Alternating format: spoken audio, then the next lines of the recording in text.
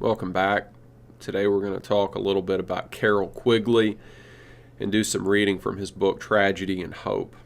And if you have any background in the conspiracy theory literature, if you came from that rather than from the political or social cultural side of things, those are sort of the different or the religious angle, those are the different angles that you can come into this thing.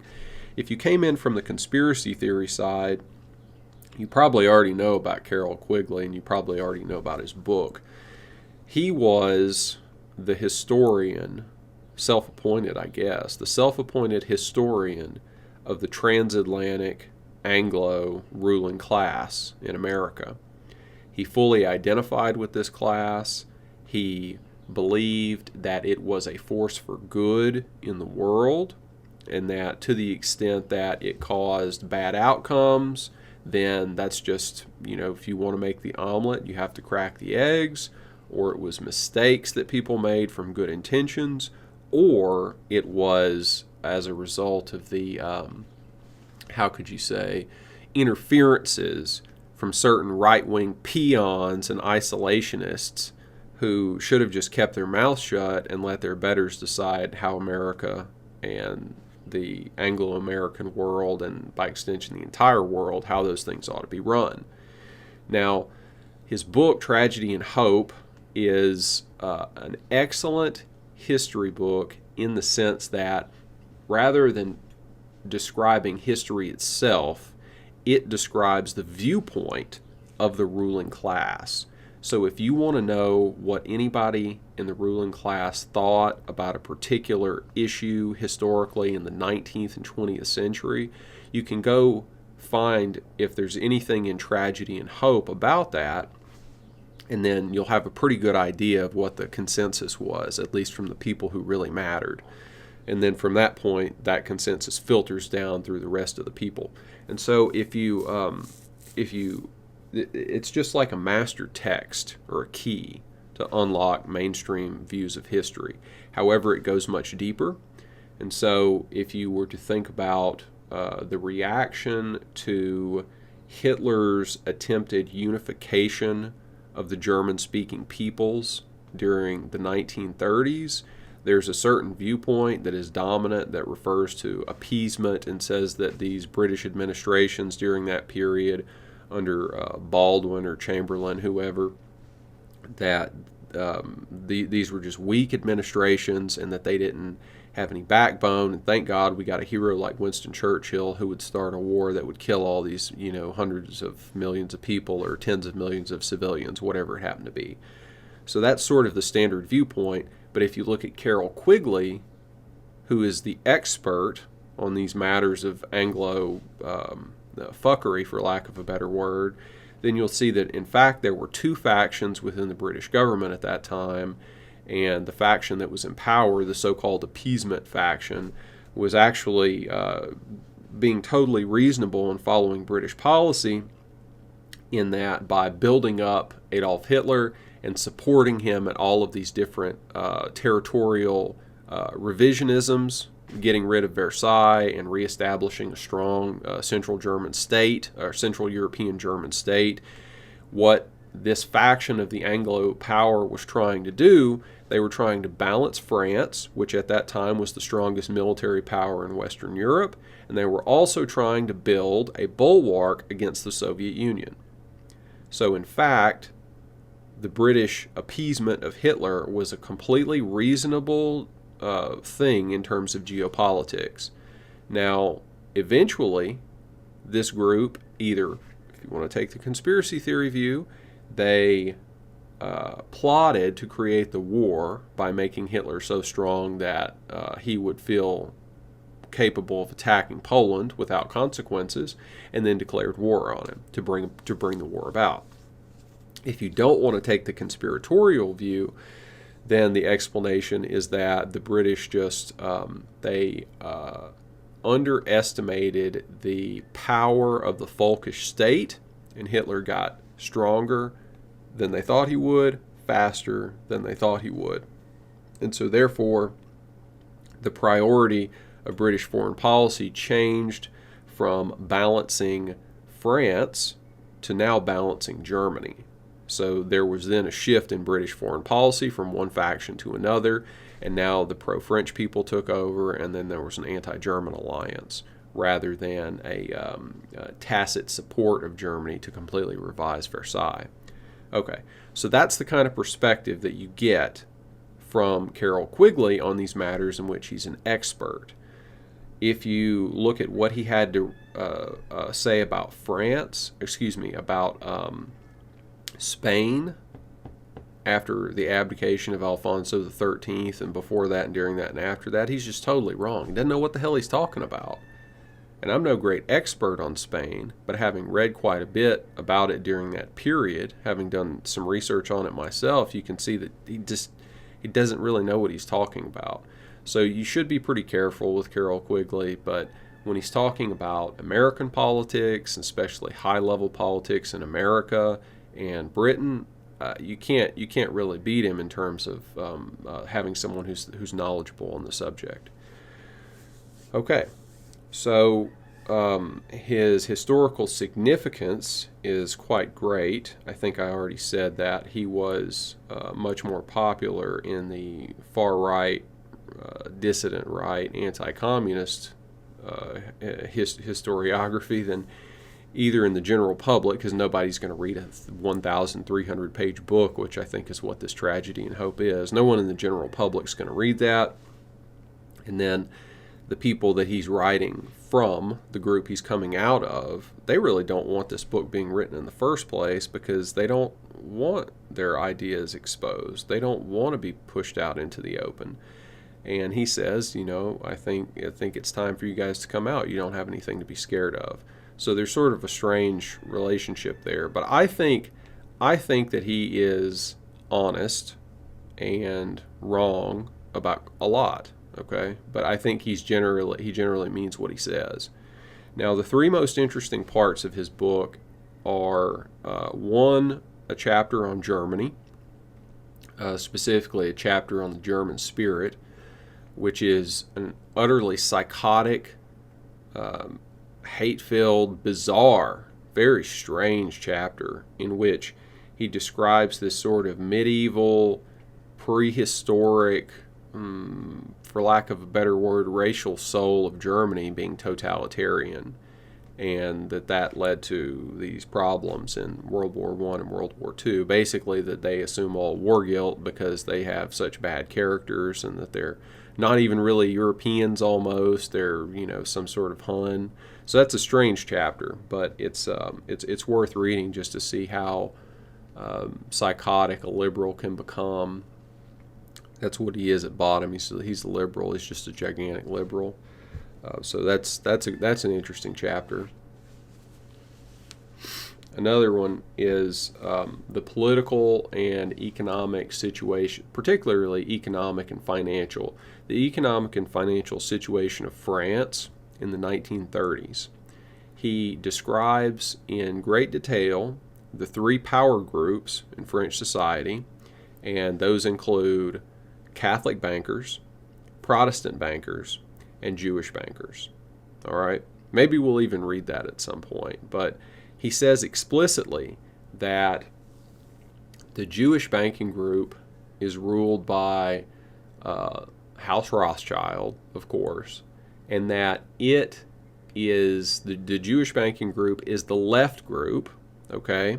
But they're ruled by Mr. Rothschild, who is an uncharacteristically right-wing member of the left group. So of the left group, he's the most right-wing guy, and he's leading it.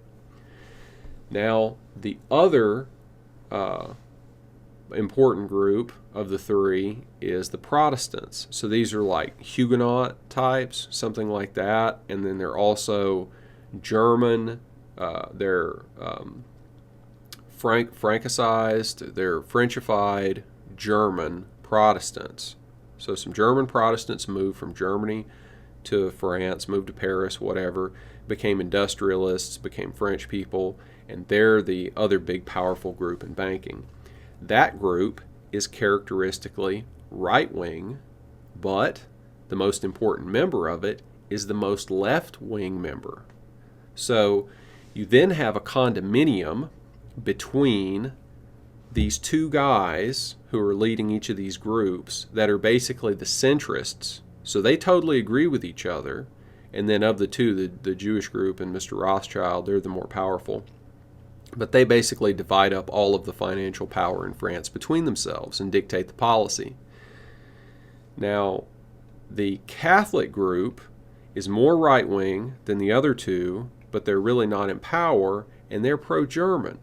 And under Vichy, they become the major group, and they support Hitler and the Germans.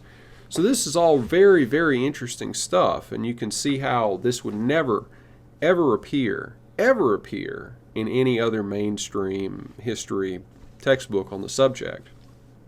And specifically the fact that it's also strange because throughout the whole book, all of this other political activity is explained without recourse to Jewish bankers. All right? Anywhere else that kind of stuff appears in the book, it's like, well, this is a figment of these, overheated anti-communist imaginations, or, this is German Hunnishness and wanting to scapegoat these Jews or whatever. But in this one chapter on France, for some reason, Professor Quigley really takes the mask off these people and just explains point blank, these Jewish financiers and then some of these goyim on the other side have just basically dominated the entire society through creating, cartelized activity and high finance. Okay, so those are the first two interesting chapters, and then the third one is towards the end of the book, about 3/4 of the way through, and this is what we're going to be reading from. It deals with the early anti-communist era in the United States, the main anti-communist era after World War II, because of course you can't really have much anti-communism during the FDR administration because it was essentially a pro-communist administration in the United States and they controlled all the levers of power. So you can't really have official anti-communism during that time. Now, after FDR died in 1945, Truman came in, and the shit was about to hit the fan. There were communists being discovered all over the place by people like J. Edgar Hoover and various congressmen. It was finally just blowing up. It was coming unraveled.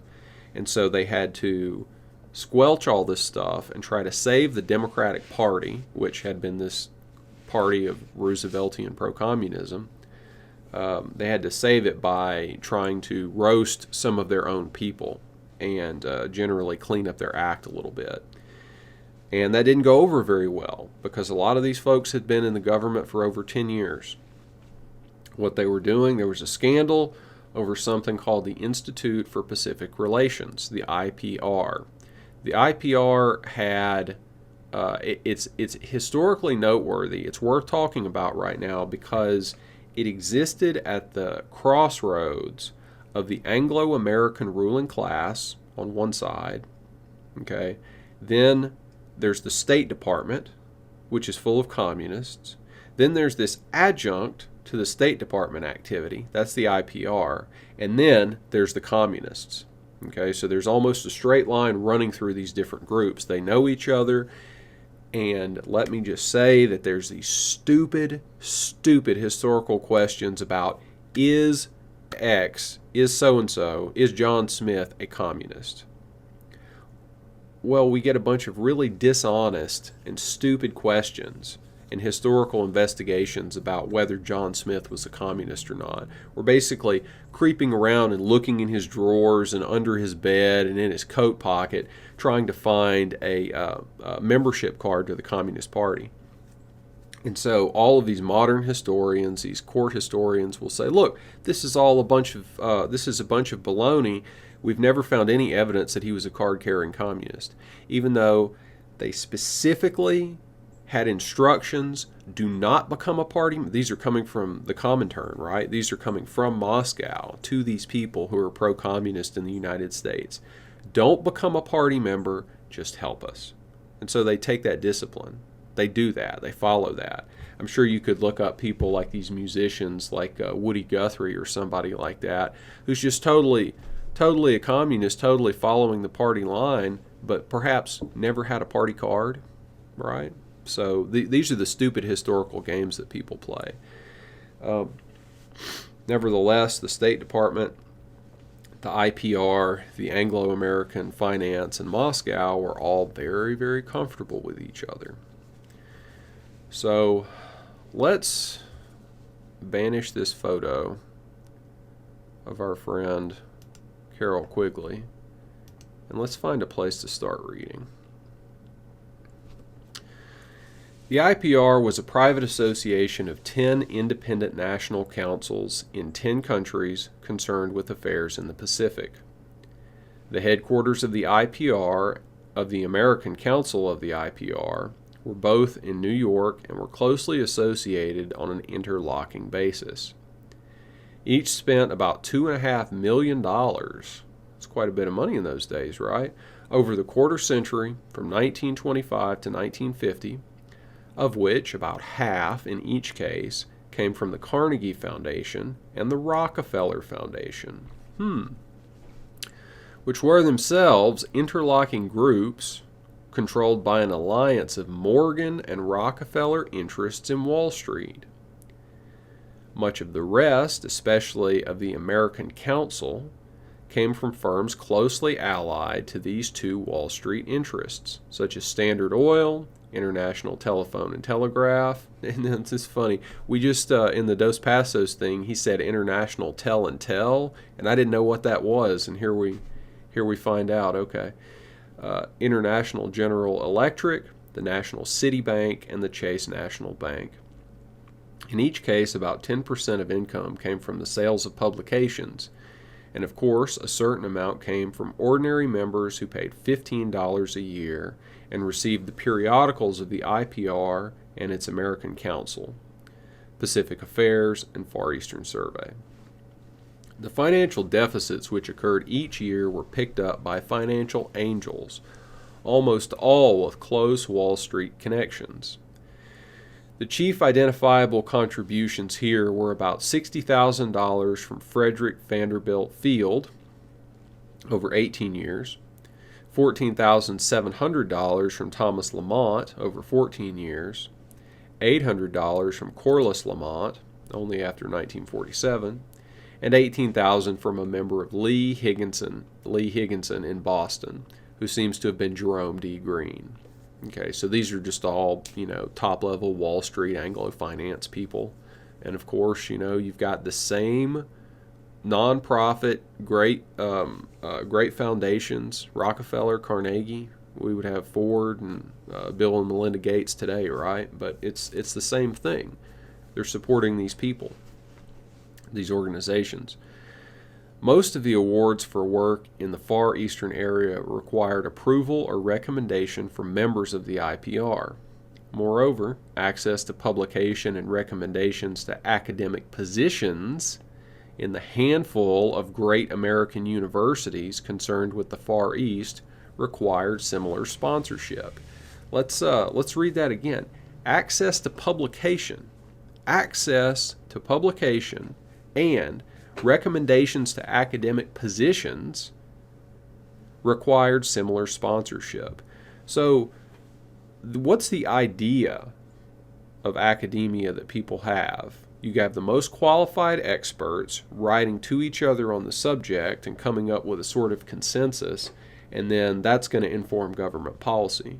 But what he's just told us here is that there's only a certain number of professorships that specialize in East Asian or Chinese or Mongolian politics. And in order to get one of these jobs and in order to publish, you've got to be friendly with these people or on their payroll or publishing their line. Okay? So this in the 1940s, just as one little slice of academia, politically relevant academia. We're not talking about electrical engineering. We're not talking about organic chemistry. We're talking about things that directly impinge on politics, international relations. it's controlled by Carnegie and Rockefeller. And then these guys like the Lamonts and Frederick Vanderbilt Field on behalf of a larger organization. And finally, there can be little doubt that consultant jobs on Far Eastern matters in the State Department or other government agencies were largely restricted to IPR-approved people. The individuals who published, who had money, found jobs, were consulted, and who were appointed intermittently to government missions were those who were tolerant of the IPR line. The fact that all these lines of communication pass through the Ivy League universities or their scattered equivalents west of the Appalachians, such as Chicago, Stanford, or California, unquestionably went back to Morgan's influence in handling large academic endowments. So, just a second. So we have soft power too. Even when they're not completely bought, even when these academic positions aren't directly purchased, which, you might establish a chair and then fill the chair with your people, which is what, quite often happens. Even then, you've just simply got the fact that you've got all your money, this organization, Harvard, whatever, you've got all your money in Mr. Morgan's hands, and Mr. Morgan says, I found the right guy for this professor of Mongolian history. Maybe you want him. And they don't care. They just want to keep a good relation with this guy. He's bigger than the university. And of course, he's a front for someone even bigger than himself, as we talked about in the last one. There can be little doubt that the more active members of the IPR, the professors and publicists who became members of the governing board, such as Owen Lattimore, Joseph P. Chamberlain, Philip C. Jessup of Columbia, William W. Lockwood of Princeton, John K. Fairbank of Harvard, and others, and the administrative staff, which became in time the most significant influence in its policies, developed an IPR party line. It is furthermore fairly clear that this IPR line had many points in common with both the Kremlin's party line on the Far East and with the State Department's policy line in the same area. So you tell me how it would be the case that the State Department and the Kremlin have convergent interests anyway, right? Well, they do, because the State Department was communist and communist influenced at the time, so of course. So now you have the foreign government, which today would be Israel, and then our State Department, and then these private organizations, and then the bankers. And they all totally agree. The interrelations among these, or the influence of one on the other, is highly disputed. Okay. The interrelations among these, or the influence of one on another, is highly disputed. So we've got a building burning down. There's smoke. We have a building, and the windows in the building are lit up. You can see in there like there's a fireworks show going on inside. And there is black smoke boiling out of some of the upper story windows in the chimney, and we don't know if there's a fire, guys. We don't know. Don't rush to judgment. We need experts to tell us there may not be a fire. And then once the building burns down, they'll then say, well, we're not really sure how the fire started. Maybe there wasn't even a fire at all. Maybe the building just imploded on its own. Certainly there was no arson. Certainly no final conclusions can be drawn. Clearly, there were some communists, even party members, such as Frederick Vanderbilt Field, but it is much less clear that there was any disloyalty to the United States. Let's read this again. This is like mental gymnastics here. Clearly, there were some communists, even party members involved, such as Frederick Vanderbilt Field, but it is much less clear that there was any disloyalty to the United States. So you can be either communist-leaning, pro-communist, or a goddamn full party member and somehow also not be disloyal to the United States. Even though the international global mission, of course, of Marxism, Leninism, communism in general, precludes national loyalty. just like being a member of the Zionist entity precludes national loyalty to any other state. But, well, we really don't have any evidence, right? It might just be the case that being a good communist or a good Israeli also makes you a good American. Furthermore, there was a great deal of intrigue both to help those who agreed with the IPR line and to influence United States government policy in this direction. But there is no evidence of which I am aware of any explicit plot or conspiracy to direct American policy in a direction favorable either to the Soviet Union or to international communism. Efforts of the radical, here we go, here's us guys, efforts of the radical right to support their convictions about these last points undoubtedly did great, lasting, and unfair damage to the reputations and interests of many people.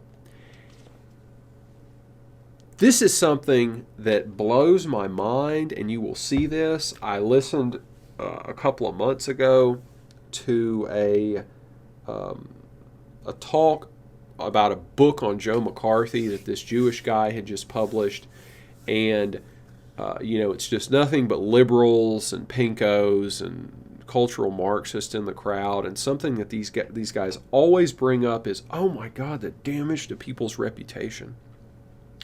These accusations that these anti-communists and these evil right-wingers made, they hurt people's lives. My God, you might lose your job, okay?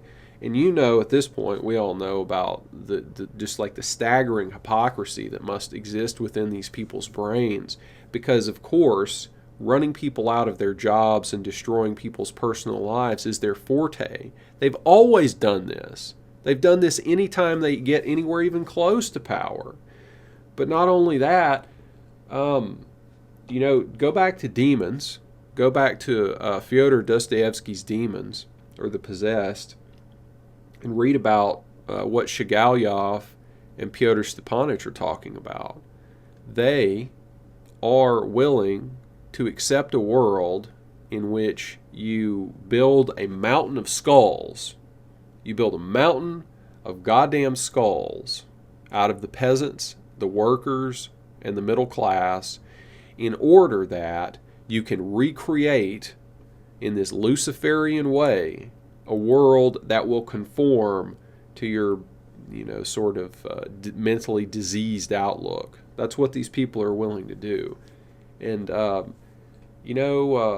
to the extent that Americans had to blow up Japanese civilians and German civilians during World War II, it's like, well, they just shouldn't have fought us, right? They shouldn't have flexed on the American Anglo-Soviet power. And so all those dead civilians, that's just something that had to happen for world peace. But then this historical investigation that causes some actual communists and pro-communists who were working in the American government to lose their jobs or reputation, that's embarrassing. So even though I said that I think Carroll Quigley is an honest man, it's hard to reconcile how perverted is his worldview in order to cause these things to make sense for him. The true explanation of what happened is not yet completely known, and as far as it is known, is too complicated to elucidate here. It is, and this is interesting to me, it is, however, clear that many persons who were born in the period 1900 to 1920 and came to maturity in the period 1928 to 1940 were so influenced by their experiences of war, depression, and insecurity that they adopted, more or less unconsciously, certain aspects of the communist ideology, such as the economic interpretation of history, the role of a dualistic class struggle in human events, or the exploitative interpretation of the role of capital in the productive system and of the possessing groups in any society. Many of these ideas were nonsense, even in terms of their own experiences. But they were facile interpretive guides for people who, whatever their expert knowledge of their special areas, were lacking in total perspective on society as a whole, and society as a whole, or human experience as a whole. So all Carroll Quigley is saying here is that he doesn't agree with the far left, and he doesn't. He is a liberal and a liberal elitist. So he's, if you imagine somebody like Walter Lippmann, that's what we're talking about. They want a really thin ruling stratum of super rich people and their toadies, of which he would be one of the toadies. He would be one of these homunculi or dog's bodies of these people. And then below them, they want an administrative class of managers and experts. And so maybe these two groups together would be 5% or 10% of the society, and then everyone else is just a worker, and they should just shut up and go along with whatever the newspaper says. Whatever the newspaper says, just shut your goddamn mouth, read it, support it. If we tell you it's nationalism, do nationalism. If we tell you it's internationalism, do internationalism. That's the basic viewpoint of these guys. Let me pause this for just a second. Before I forget, I'd also like to say there's even splits within this group. So you'll find on one side, you'll find it's an imperialist liberal philosophy, right? But on one side, you'll find people who are the dovish types, and they want integration. These are the people who, from 1945 to 1947, people like Henry Wallace, were arguing that, well, now that we've defeated evil for all time at the end of World War II, we can now pursue an integrative policy in which we join the Soviet Union and the United States together in a new world empire. And then on the other side, you'll find their opponents who are still within the imperial idea, and they're still liberals, but they say, no, it's time for conflict. We need to dominate in an antagonistic relationship. We need to hold this stuff in tension rather than reconciliation. So within that, they're all liberals and they're all imperialists, and they have more or less the same kind of desires and goals, but they pursue different methods in order to achieve it. That's my understanding. Okay, so we're talking about these people from 1928 to 1940, and he rejects the communists, facile. Moreover, many of these people felt an unconscious obligation to help the underdog, quote unquote. This favorable attitude toward the downtrodden and the oppressed was rooted in our Western Christian heritage. Not really. No, not really. It's sort of a heresy of our Western Christian heritage, in my opinion, especially in 19th century humanitarianism. Yes, very much so. And in the older Christian idea that all persons are redeemable and will prove trustworthy if they are but trusted. So this is sort of, the soggy, worthless, foolish type of Christianity that people like to pretend has always been there. And I think rather for most of our European history, it was fire and the sword, purge the heretic, and, in many cases convert people by force, slaughter them and convert the survivors. So there is, those two tendencies probably have always existed, but up until modern, massive increases in productive capacity to where people don't have to fight over these basic resources quite as much as they used to, you wouldn't have found this other tendency. But now it's just taken over, and it is the dominant form of Christianity today, I would say. And then, of course, it rewrites its own history and basically ends up destroying itself because it's not a viable form of life. It's sort of like transgenderism and homosexuality, in that since it can't reproduce itself naturally, it has to colonize, and in so doing, it sort of eats the roots of the tree, and brings the entire thing crashing down. Something kind of like that. That would be my interpretation. Okay, this favorable attitude toward the downtrodden and the oppressed, and then this is Nietzsche. This is what Nietzsche is criticizing. This is what Alfred Rosenberg in The Myth of the 20th Century is criticizing. By identifying the weak as the good, you attack virtue and strength. Your entire existence becomes the propagation and maintenance of the unhealthy and the sick and the weak, and then you hate the strong. And this is what the left is all about today, and that's why they hate white people so much. They hate white people because God created us to be more capable than some of these other races. And so, due to the fact that we produce wealth by existing, we work hard and we produce wealth and we conserve wealth, we produce these material things. And that's not the end-all be-all of existence. That's not what I'm saying. But it's just something we do. And since these other races they have less wealth, and they're the weak, they have to be maintained, and they have to be propagated and maintained, and we have to be destroyed or miscegenated or just degraded, basically, by this coalition of chosen tribes people and these self-hating Aryans, these racial traitors. Let's see here. If they were but trusted. So if you just trust that felon, that criminal, their situation will improve. They've just never been trusted enough. This outlook was, for example, prevalent in that ubiquitous intriguer, Lionel Curtis, who was the original guide and parent of the IPR and of many similar organizations. As children of missionaries, many of the organizers and members of the IPR obtained this spirit from their family background, along with their knowledge of the Far Eastern languages, which made them quote-unquote experts. So basically, imagine this, guys. You've got these Quakers that I hate. I hate Quakers. I absolutely hate them. We don't hate anybody on YouTube, right? But I hate the Quaker philosophy. And they're racially, they're high caste.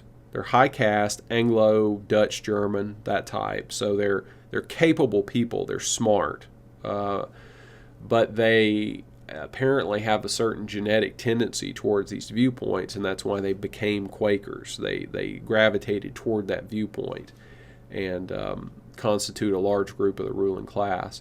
Now, probably because they have money that they've inherited, they become religious type people, and then they move to China and they try to teach Christianity and Quakerdom to the Chinese. Okay, and so they have this white savior complex where they have to go over there and try to promote their crackpot ideas to save these Chinese from living like Chinese people have always lived. Sort of a bizarre thing, but these people aren't really practical anyway. And so they do that. Their kids are either born over there or raised over there. And so they've already got like this cosmopolitan background because they're hanging out in like Shanghai with people from 12 other countries in a foreign country, being told about, what is it, the fatherhood of God, the universal fatherhood of God. God's the father of all his children. And then there's a universal brotherhood of man. So this perversion from the French Revolution comes in, and these things get fused together. And that's the environment that these kids grow up in. And when they grow up, what happens to them? They become rich, liberal communists. So their ideas don't make any sense. Their ideas don't even fit together. But this is what happens. It must be confessed that the IPR had many of the marks of a fellow traveler or communist, quote-unquote, captive organization. But this does not in any way mean that the radical right or the professional ex-communist version of these events is accurate. So he's got to admit it on one hand, but he can't. He has to argue against what he's just admitted. It's a schizophrenic chapter, and this is why I'm reading it to you. For example, Elizabeth Bentley, and above all Louis Boudin's, testified before the McCarran Committee on the IPR. And if you download that thing, there's like 15 volumes of this stuff. It's like 6,000 pages. It's ridiculous. This McCarran Committee that he's talking about. I've looked at some of this stuff. The latter identified almost every person associated with the organization as a communist or, quote, under communist discipline by his personal knowledge.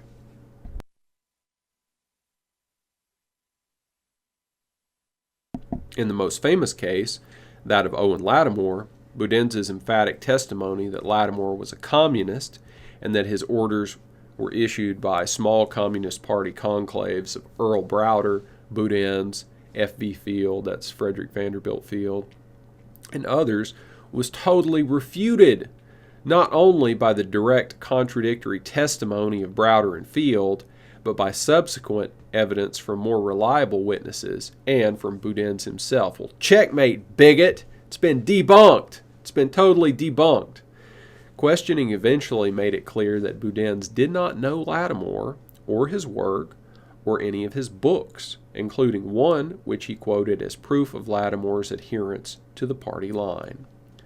Moreover, Boudin's gave direct testimony that the 1944 mission to China of Vice President Henry Wallace, accompanied by Lattimore and John Carter Vincent, a State Department expert on the Far East who has been accused of communism, drew up recommendations which were pro-communist.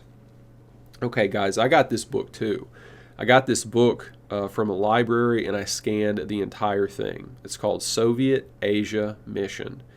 It was written in 1944, and it was published, I think, not until maybe 47 or 48. And it's very interesting, and maybe we'll post that online too so that you guys can use that for research if you're interested in this subject. But I got that one and scanned the whole thing as well. Let's see. Drew up recommendations which were pro-communist. This was shown to be the exact contrary of the truth and a mere figment of Boudin's active imagination. Boudin's testified that the replacement of General Stilwell, who was anti-Chiang and relatively favorable to Mao, by General Wiedemeyer, was the consequence of the influence of Lattimore and Vincent on Wallace. Joseph Alsop, who was present at the discussions in question and drafted the recommendations, later testified that he himself was the author of all of the quote-unquote pro-communist passages which Boudin's attributed to Lattimore, and that he himself suggested the relatively pro-Chiang General Wiedemeyer as Stilwell's successor in order to block Wallace's suggestion of General Chennault for the position. So we don't need to get into all these details, but basically the simple version is this. These communists wanted Mao to become the ruler of China. And General Chiang Kai-shek, who was the nationalist ruler of China, he knew that. And so there was a really long cat and mouse game that lasted for 3 or 4 years, during which the two Chinese factions, the nationalist faction and there were three. There was a Japanese faction, the Chinese who supported Japan. Then there was the Chinese who supported America, and then there were the communists. So all three of these groups were fighting against each other, and eventually Chiang Kai-shek lost because the people in the State Department cut his throat. They withheld guns that they had promised him, and they withheld money that they had promised him. And meanwhile, there was a PR campaign in America that was carried on by people like Eleanor Roosevelt and probably Walter Lippmann again and all these other folks who said that Mao was just an agricultural reformer, and that Chiang Kai-shek and his people were so corrupt, so horribly corrupt. And so they wanted to put pressure on him to make him less corrupt. And what do you know? We just happened to help Mao win the Civil War, and then another 40 million yellow people end up having to die as a result of that. So these protestations about, oh man, come on, Lattimore and all these other people, they weren't really that communist. Well, all of the policies that were coming out of the State Department were pro-Mao, and at the same time, we just already heard from him that the IPR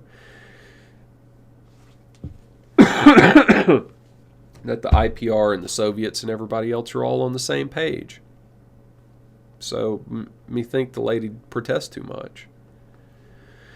The radical right version of these events, as written up by John T. Flynn, Frida Utley, and several others, was even more remote from the truth than were Boudin's or Bentley's version, although it had a tremendous impact on American opinion and American relations with other countries in the year 1947 to 1955. This radical right fairy tale, which is now an accepted folk myth in many groups in America, pictured the recent history of the United States in regard to domestic reform and in foreign affairs as a well-organized... Okay, now we're really getting into the meat, guys. We're getting into it. This is the pure gold, the pure meat. with regards to, let's see, the radical right fairy tale, accepted folk myth. Okay. In regard to domestic reform and in foreign affairs, as a well-organized plot by extreme left-wing elements, operating from the White House itself and controlling all the chief avenues of publicity in the United States to destroy the American way of life based on private enterprise, laissez-faire, and isolationism in behalf of alien ideologies of Russian socialism and British cosmopolitanism, or internationalism. Yeah, that is what we believe. We do believe this. We believe this completely. And I think history, as more things came out over time since this was first published, we're the ones who were right here. These guys, people like Revelo P. Oliver, people like Gerald L.K. Smith, all these guys were right. Let's see. This plot, if we're to believe the myth, worked through such avenues of publicity as the New York Times, the Herald Tribune, the Christian Science Monitor, and the Washington Post, the Atlantic Monthly, and Harper's Magazine, and had at its core the wild-eyed and bushy-haired theoreticians of socialist Harvard and the London School of Economics. It was determined to bring the United States into World War II on the side of England, Roosevelt's first love, and Soviet Russia, his second love, in order to destroy every finer element of American life, and, as part of this consciously planned scheme, invited Japan to attack Pearl Harbor, and destroyed Chiang Kai-shek, all the while undermining America's real strength by excessive spending and unbalanced budgets. Yeah, this is it. So, he's put it out there. Now what's he going to do with it? Page 950. Critical phrase. This myth, like all fables, does in fact have a modicum of truth. There does exist and has existed for a generation an international Anglophile network which operates to some extent in the way the radical right believes the communists act. In fact, this network, which we may identify as the Round Table groups, has no aversion to cooperating with the communists or any other groups, and frequently does so. I know of the operations of this network because I have studied it for 20 years and was permitted for 2 years in the early 1960s to examine its papers and secret records. I have no aversion to it or to most of its aims, and have, for much of my life, been close to it and many of its instruments. I have objected, both in the past and recently, to a few of its policies, notably to its belief that England was an Atlantic rather than a European power, and must be allied or even federated with the United States, and must remain isolated from Europe. But in general, my chief difference of opinion is that it wishes to remain unknown, and I believe its role in history is significant enough to be known.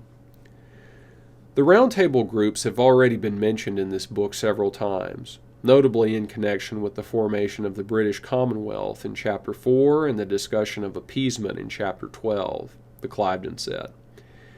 At the risk of some repetition, the story will be summarized here, because the American branch of this organization, sometimes called the quote-unquote Eastern Establishment, has played a very significant role in the history of the United States in the last generation. Since we're already at 48 minutes, I'm going to stop this recording and then pick it up again.